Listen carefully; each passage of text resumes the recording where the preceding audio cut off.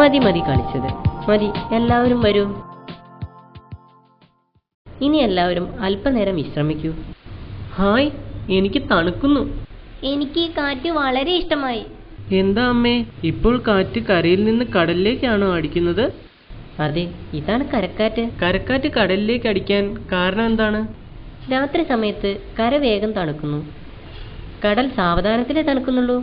കരയിലുള്ള വായു തണുത്ത് സങ്കോചിച്ച് സാന്ദ്രത ഉള്ളതും കൂടുതൽ മർദ്ദമുള്ളതും ആയിത്തീരുന്നു.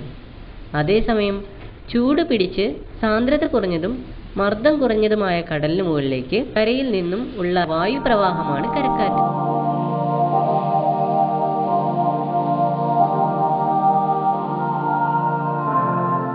ഇപ്പോൾ നമ്മൾ കൊള്ളുന്ന കാറ്റാണ് കരക്കാറ്റ്, അല്ലേ?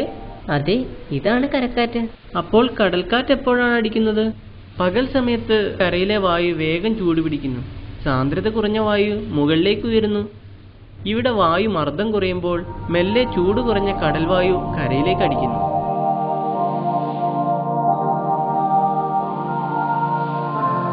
ഇനി നമുക്ക് പകൽ സമയത്ത് വരണം. എന്നാൽ നമുക്ക് നാളെ വരാം. രാത്രി സമയത്ത് കര വേഗം തണുക്കുന്നു, കടൽ സാവധാനത്തിലേ തണുക്കുന്നുള്ളൂ. കരയിലുള്ള വായു തണുത്ത് സങ്കോചിച്ച് സാന്ദ്രത ഉള്ളതും കൂടുതൽ മർദ്ദമുള്ളതും ആയിത്തീരുന്നു. അതേസമയം ചൂട് പിടിച്ച് സാന്ദ്രത കുറഞ്ഞതും മർദ്ദം കുറഞ്ഞതുമായ കടലിന് മുകളിലേക്ക് കരയിൽ നിന്നും ഉള്ള വായുപ്രവാഹമാണ് കരക്കാറ്റ്. പകൽ സമയത്ത് കരയിലെ വായു വേഗം ചൂടുപിടിക്കുന്നു, സാന്ദ്രത കുറഞ്ഞ വായു മുകളിലേക്ക് ഉയരുന്നു.